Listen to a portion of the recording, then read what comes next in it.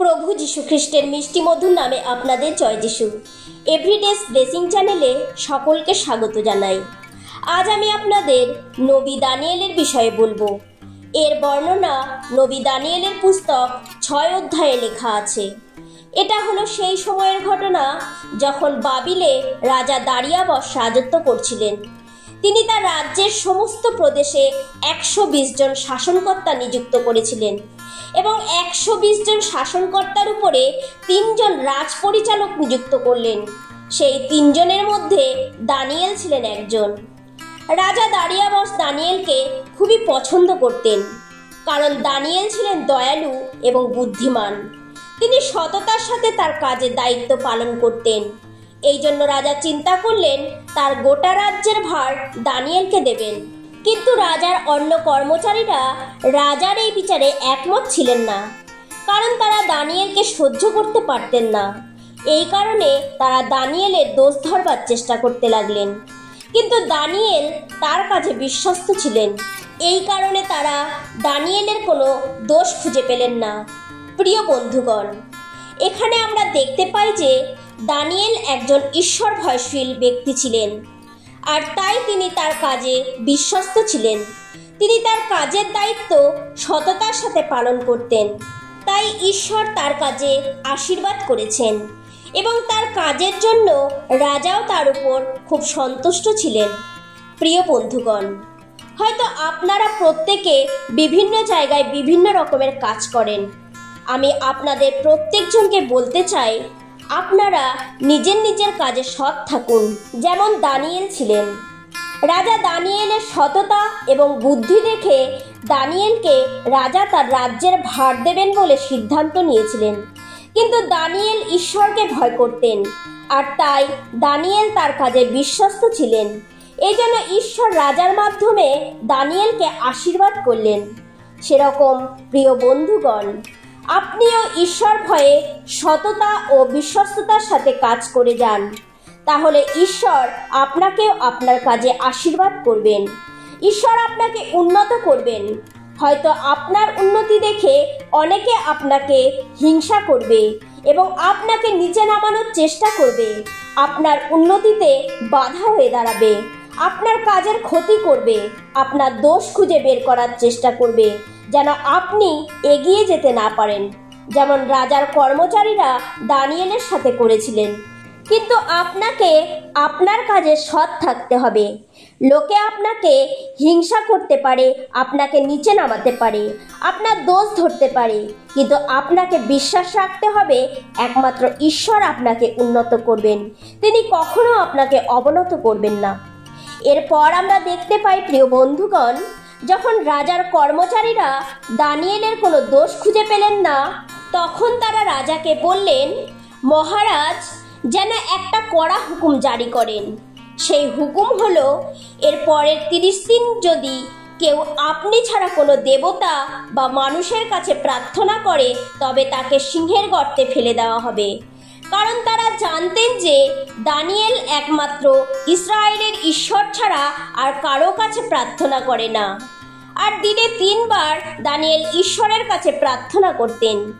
এই জন্য এই ষড়যন্ত্র তারা দানিয়েলের জন্যই করেছিলেন এবং তারা কোনো না কোনো উপায়ে দানিয়েলকে মেরে ফেলতে চাইছিলেন। আর এই কারণে এই ধরনের পরামর্শ তারা রাজাকে দিলেন। আর রাজা দারিয়াবস সেই লিখিত আদেশে স্বাক্ষর করলেন। একথা দানিয়েল যখন শুনলেন, তখন তার বাড়ির উপরতলার ঘরে গেলেন এবং তিনি নিজের অভ্যাস মতোই দিনে 3 বার হাঁটু পেতে ঈশ্বরকে ধন্যবাদ দিলেন এবং প্রার্থনা করতে লাগলেন। প্রিয় বন্ধুগণ, দানিয়েল ছিলেন প্রার্থনাশীল ব্যক্তি। তিনি সম্পূর্ণরূপে ঈশ্বরের উপর ভরসা রাখতেন। যখন তিনি জানতে পারলেন যারা তাকে হিংসা করে তারা তার বিরুদ্ধে কিরকম ষড়যন্ত্র করেছেন, তখন তিনি ঘাবড়ে যাননি। তিনি প্রার্থনা করতে লাগলেন। প্রিয় বন্ধুগণ, দানিয়েল ঈশ্বরকে কোনো কিছুর সাথে স্যাক্রিফাইস করেননি। দানিয়েল গোটা রাজ্যের ভার নেবার জন্য, রাজাকে খুশি করার জন্য 30 দিন ঈশ্বরের কাছে প্রার্থনা নাই করতে পারতেন, কিন্তু দানিয়েল কোনো কিছুর পরোয়া করেননি। দানিয়েল জানতেন রাজার হুকুম অমান্য করলে সিংহের গর্তে ফেলে দেওয়া হবে। তবুও তিনি তাতে ভয় পাননি। তিনি সর্বপ্রথম স্থান ঈশ্বরকে দিয়েছেন। তিনি ভেবেছেন তার সাথে যা কিছুই হয়ে যাক, তিনি তার ঈশ্বরকে ছাড়বেন না। প্রিয় বন্ধুগণ, একই পরিস্থিতি আজ আমার আপনার সাথেও হতে পারে এবং অনেকের সাথে এই ধরনের ঘটনা ঘটছে। হয়তো আপনি প্রভু যিশুকে বিশ্বাস করেছেন বলে আপনার জীবনে অনেকে সমস্যা তৈরি করছে। অনেকে আপনাকে প্রার্থনায় বাধা দিতে পারে, বাইবেল পড়তে বারণ করতে পারে। কিন্তু আমি আপনাকে বলছি, আপনার জীবনে যে কোনো পরিস্থিতি আসুক না কেন, জীবন্ত ঈশ্বরকে ছাড়বেন না। কোনো কিছুতে ভীত হবেন না, ঘাবড়াবেন না, কোনো কিছুর সাথে ঈশ্বরকে স্যাক্রিফাইস করবেন না, সেটা যত দামি জিনিসই হোক না কেন। যেমন দানিয়েল কোনো কিছুতে ভীত হয়নি, তিনি প্রতিদিনের মতো ঈশ্বরকে সময় দিয়েছেন, ঈশ্বরের প্রতি বিশ্বস্ত ছিলেন। সেরকম প্রিয় বন্ধুগণ, আপনিও ঈশ্বরের প্রতি বিশ্বস্ত থাকুন।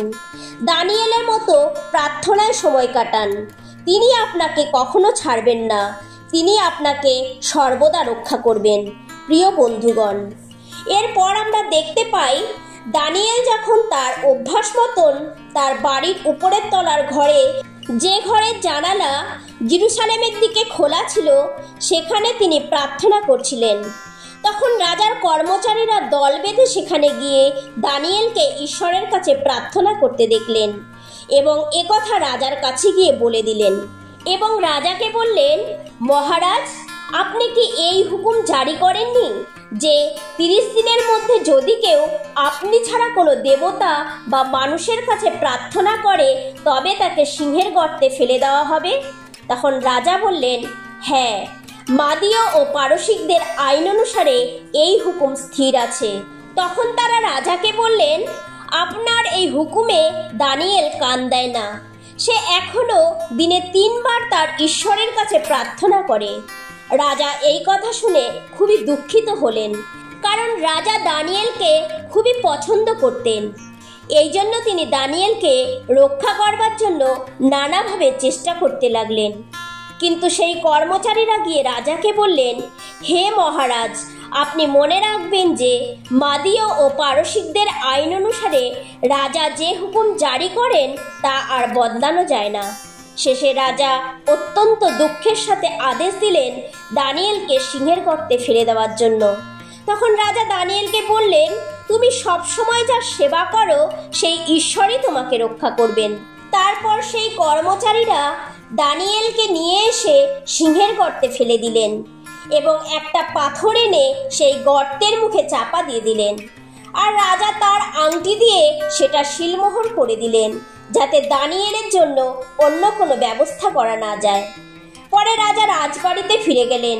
সেই রাতে রাজা খাবার খেলেন না, কোনো আনন্দ অনুষ্ঠান করতে দিলেন না এবং রাজা সারা রাত ঘুমোতে পারলেন না। প্রিয় বন্ধুগণ, এখানে আমরা দেখতে পাই যে একজন রাজা হয়ে একজন বন্দীকে কতটা ভালোবাসেন। তিনি যখন জানতে পারলেন যে দানিয়েল তার হুকুম অমান্য করেছেন, তবুও তিনি দানিয়েলের উপর রাগ করেননি, কিন্তু দানিয়েলের জন্য দুঃখ করছিলেন আর তাকে বাঁচানোর জন্য চেষ্টা করতে লাগলেন। প্রিয় বন্ধুগণ, যদি আমরাও ঈশ্বরের পথে স্থির থাকি এবং সততার সাথে নিজের কাজ করি, তাহলে ঈশ্বরের অনুগ্রহ সর্বদা আমাদের উপর থাকবে এবং ঈশ্বর আমাদের উপর মহলের লোকদের কাছে আমাদের অনুগ্রহের পাত্র করবেন। এরপর আমরা দেখতে পাই ভোরের আলো দেখা দিতেই রাজা উঠে তাড়াতাড়ি করে সেই সিংহের গর্তের কাছে গেলেন, যেখানে দানিয়েলকে ফেলে দেওয়া হয়েছিল। রাজা গর্তের কাছে গিয়ে কাতর স্বরে দানিয়েলকে ডেকে বললেন, হে জীবন্ত ঈশ্বরের দাস দানিয়েল, তুমি সবসময় যার সেবা করো, তোমার সেই ঈশ্বর কি তোমাকে সিংহের মুখ থেকে রক্ষা করতে পেরেছেন? দানিয়েল তখন উত্তর দিলেন, হে মহারাজ, আপনি চিরকাল বেঁচে থাকুন। আমার ঈশ্বর তার দূত পাঠিয়ে সিংহদের মুখ বন্ধ করেছিলেন, কারণ ঈশ্বরের চোখে আমি নির্দোষ ছিলাম। এবং দানিয়েল বললেন, হে মহারাজ, আপনার কাছেও আমি কোনো দোষ করিনি। তখন রাজা খুব খুশি হলেন এবং দানিয়েলকে গর্ত থেকে তুলে আনবার জন্য হুকুম দিলেন। এরপর আমরা দেখতে পাই প্রিয় বন্ধুগণ, দানিয়েলকে তোলা হলে পর রাজা দেখলেন তার গায়ে কোনো আঘাত নেই, কারণ তিনি তার ঈশ্বরের উপর নির্ভর করেছিলেন। এরপর রাজা আদেশ দিলেন যারা হিংসা করে দানিয়েলকে দোষ দিয়েছিল তাদের স্ত্রী ছেলে মেয়ে শুদ্ধ সিংহের গর্তে ফেলে দিতে। আর যখন তাদের গর্তে ফেলে দেওয়া হলো, তারা সেই সিংহের গর্তের মেঝেতে পড়তে না পড়তেই সিংহেরা তাদের আক্রমণ করে তাদের হাড়গোড় পর্যন্ত চুরমার করে দিল।